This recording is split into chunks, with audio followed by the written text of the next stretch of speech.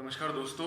तो आज की वीडियो में हम देखेंगे ट्रेडिंग कितने तरह की होती है और जब पैसा बनेगा हमारा तो क्या हम ट्रेंड के साथ ही पैसा बनेगा या फिर हम काउंटर ट्रेंड में भी ट्रेडिंग करके पैसा बना सकते हैं। तो देखो, काउंटर ट्रेंड ट्रेडिंग क्या है। काउंटर का मतलब कि उल्टा।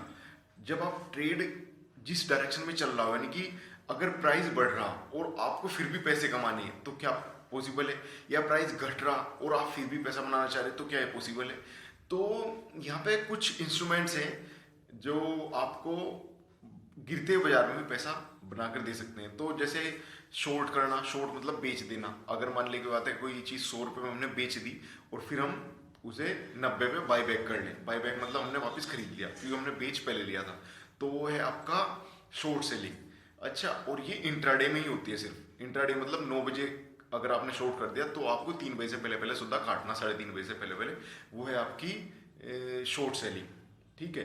और अगर आपको पोजिशनली शॉर्ट सेलिंग करनी है, अब पोजिशनल का मतलब होता है कि जब आप पोजिशन बना लें किसी चीज़ में, यानी कि मैंने आज सेल कर दिया। जैसे हम बाय करते हैं, बाय क्या करते हैं, मैंने आज बाय कर लिया तो 10 दिन 15 दिन की मैंने पोजिशन बना ली, वो मेरी पोजिशन बन गई।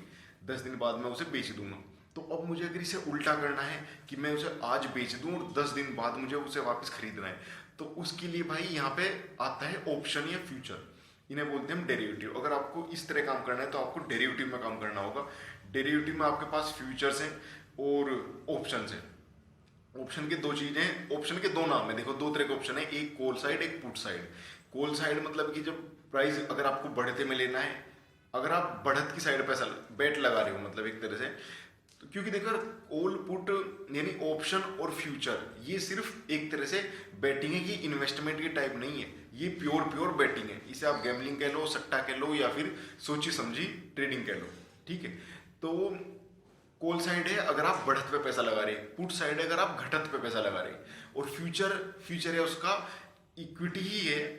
इक्विटी का मैंने फ्यूचर में काम होता है लोट्स में, यानी कि वहां पे एक दो नहीं आते, हर एक का, हर शेयर के अपने लोट्स डिसाइडेड हैं, पहले से फिक्स हैं। एक्सिस बैंक का, किसी का HDFC बैंक का, कोई टाटा का, मतलब कि हर कंपनी का, किसी के 400, किसी के 500, किसी के 2000, जिसका जितना ज़्यादा प्राइस है उसका लोट साइज उतना ही छोटा है। इसे मोटा मोटी ऐसे मान लो। देखो, कल मैंने आपको लीवरेज की बात भी करी थी, तो लीवरेज की बात भी मैं इसमें बताऊंगा, क्योंकि लीवरेज सबसे तगड़ा ऑप्शन और फ्यूचर में ही मिलता है। तो इसी तरह यहाँ पे बहुत तेजी से पैसा बनता है और बहुत तेजी से पैसा घटता है। अच्छा, तो हम कहाँ थे कि ऑप्शंस में नहीं, हम थे लीवरेज पे। तो लीवरेज के बारे में मैंने कल आपको बताया था कि आपका जो ब्रोकर है वो आपको 10 गुना या 20 गुना या 30 गुना 100 गुना तक भी आपको लीवरेज देता है। लीवरेज का मतलब ये कि आपका 100 रुपया 100 टाइम्स, अगर लीवरेज 100 का है तो 100 गुना 100 का काम करेगा वो। 100 रुपये आपके 10,000 की बाइंग पावर आ जाएगी आपके पास, तो आपको 100 गुना लीवरेज हो गया। अगर आपके पास 10 गुना का लीवरेज है, 10 टाइम्स लीवरेज है, तो आपका 100 रुपया काम करेगा 1000 का। 100 दाही 1000 ऐसे। ठीक है। अब आप समझ गए होंगे लीवरेज की क्या डेफिनेशन है, या लीवरेज का मतलब कैसे समझेंगे। अगर एक भाई 500 का लीवरेज लेकर बैठा तो उसका 1 रुपया 500 की बाइंग पावर रखता है। ठीक है ना, वो 1 रुपया देकर 500 रुपये की चीज खरीद सकता है। ठीक है, ये उसकी बाइंग पावर बढ़ाने की है और कुछ नहीं है। तो लीवरेज हो गया हमारा। अब मैं बताऊं, जो ये हमारा लोट डिसाइडेड है ना, कि लोट किसी शेयर का कैसे बनेगा। जैसे कोई 2000 रुपये का शेयर है मान लो, तो उसका जो लोट साइज होगा शायद 200 शेयर का हो। और जो मान लो एक टाटा मोटर का शेयर है, उसका मान लो 150 रुपये प्राइस चल रहा, तो उसका शेयर होगा 1500 2000 का। ठीक है ना। तो जो सेबी है, सेबी ने डिसाइड ऐसा कर रखा है कि हर शेयर का जो फ्यूचर लोट बने वो अपने आप में 5-6 लाख रुपए का सौदा हो। 5-6 लाख रुपए का एक मिनिमम सौदा हो। और इस 5-6 लाख रुपए के सौदे में, यानी कि अगर भाई मुझे फ्यूचर में काम करना तो मिनिमम 5 लाख रुपए लेकर आने मुझे। देखो, मैं भी बताऊंगा 5 लाख कैसे। 5 लाख का जुगाड़ सबके पास नहीं होता, पर फिर भी सब काम करते हैं।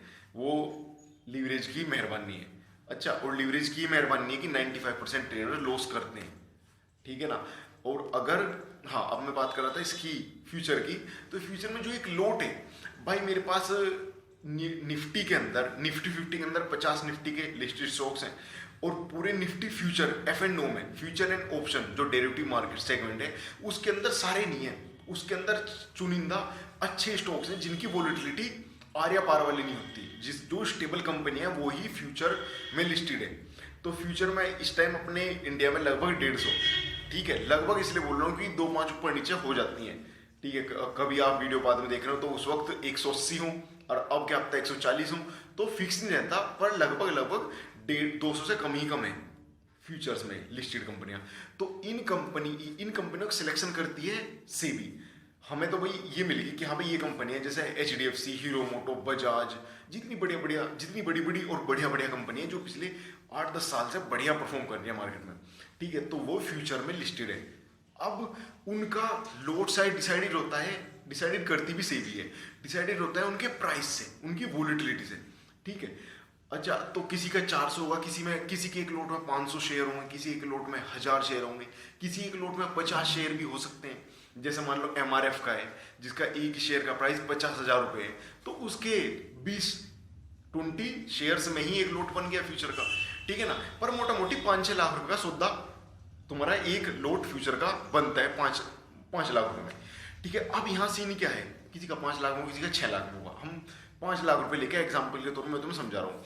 अगर 5 लाख रुपए का एक लोट है फ्यूचर का, तो तुम्हें उसका 10 से 20% ही देना है, हाँ, और वो भी पोजिशनल में। इंट्राडे में उसका भी आधा कर लो, उसका भी 5%। तो ऐसे फ्यूचर में प्ले करते हैं लोग, ट्रेडर्स। तो मुझे जो 5 लाख रुपए का सौदा है एक, उसका सिर्फ 10%, 12%, किसी का 15%, किसी का 20%, उस कंपनी की वोलेटिलिटी के हिसाब से, कि जैसे मान लो यस बैंक है तो उसमें शायद 25% देना पड़े। HDFC बैंक है जो स्टेबल कंपनी है और उसका शेयर एकदम से भागता नहीं है, ऐसे कि कल 5% खुल गया या कल 10% गिर गया ना, 1-2% की चाल ही दिखाता रहे हो, तो उसकी वोलेटिलिटी कम है, तो इसी हिसाब से उसमें मार्जिन रिक्वायर्ड भी कम है, शायद उसमें 10% 12% में काम हो जाएगा। तो आपको 50,000 रुपये दे के यहाँ पे 5 लाख का सौदा मिल गया, समझ के मिल गया ना।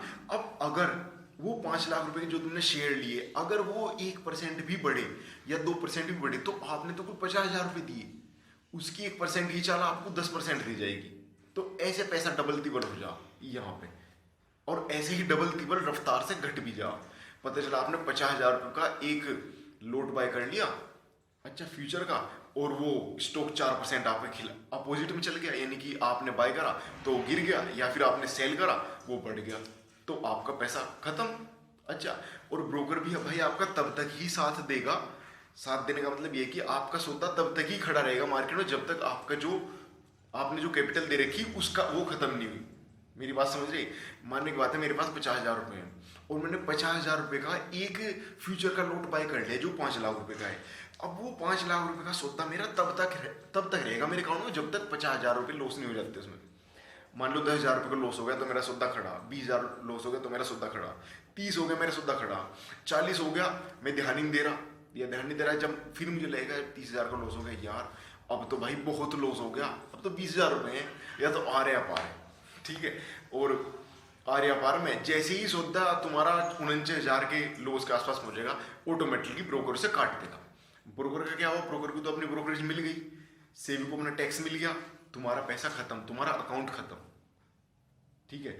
अगर तुम 50,000 रुपये में फ्यूचर या ऑप्शन में काम ना करो, मैं कह नहीं रहा करो मत करो, तुम्हारी इच्छा भाई, तुम्हारा पैसा, मैं कह रहा हूँ अगर तुम इक्विटी में काम करो और इक्विटी में डायरेक्शनल प्ले करो, अगर तुम्हें कम से कम 3 महीने तुम पॉजिटिव, अगर तुम्हारा अकाउंट 3 महीने पॉजिटिवली रहा, मतलब कि तुमने अगर 10,000 रुपये लगाए वे 10 से नीचे ना हो, तो वो है हमारा कि पॉजिटिव रिटर्न आया, भले ही 5% का भी आओ, अगर तुम पॉजिटिव रिटर्न मेंटेन कर पा रहे हो मिनिमम 3 महीने, तो भाई तुम उसके बाद डेरिवेटिव में प्ले करने की सोचो, और वो भी छोटा। फ्यूचर में ना जाओ, अगर जाना ही है तो भाई कॉल या पुट में जाओ, ऑप्शन में जाओ, क्योंकि उसमें हमारे पास एक डिसाइडेड अमाउंट है। अभी मैं बताऊंगा ऑप्शन का भी क्या सीन है। देखो ऑप्शन में ये है, फ्यूचर क्लियर हो गया, ऑप्शन में भी सेम यही लोट की प्रक्रिया है। जो लोट साइज है वो तो फिक्स है, वो ऑप्शन में भी उतना ही रहेगा और फ्यूचर में भी उतना ही रहेगा। वो तो एक शेयर के हिसाब से डिसाइडेड हुआ ना, वो कॉल पुट के हिसाब से डिसाइड ही नहीं होता कि इसका लोट साइज 500 रख दिया फ्यूचर में तो ऑप्शन में रख दो 400 करना ना। वो 500 शेयर का जो लोट साइज डिसाइडेड हुआ है, उसकी वोलेटिलिटी और उसके नंबर ऑफ शेयर के हिसाब से, उसके प्राइस के हिसाब से हुआ, उसके नंबर ऑफ शेयर उसके प्राइस के हिसाब से डिसाइडेड हुए, तो फिक्स रहेंगे, ठीक है। अब आ जाओ हम ऑप्शन में। तो ऑप्शन में देखो भाई, अगर ऑप्शन है तो उसके अंदर 2 चीजें, एक कॉल साइड एक पुट साइड। कॉल की प्राइस तब बढ़ेगी जब शेयर की प्राइस या उस इक्विटी, उस शेयर की प्राइस बढ़ेगी तो कॉल की प्राइस बढ़ेगी, और पुट की प्राइस तब बढ़ेगी जब उस शेयर की प्राइस घटेगी। ठीक है, और कुछ नहीं है कॉल वाला पुट वाला, बस एक ही चीज के दो पहलू हैं। अगर तुम्हें गिरावट पे पैसा लगाना, तुम्हारा गिरावट में पैसा बनेगा जब उसकी, हाँ गिरावट में पैसा बढ़ेगा, नहीं गिरावट में पुट बढ़ेगी जब शेयर गिरेगा, और बढ़त में कॉल बढ़ेगी, जब शेयर का प्राइस बढ़ेगा तो कॉल बढ़ेगी। तो मैं छोटा रिटेल इन्वेस्टर क्या करूंगा, देखो भाई 70-75% या उससे भी ज्यादा retail investor call put buy करके काम करते हैं।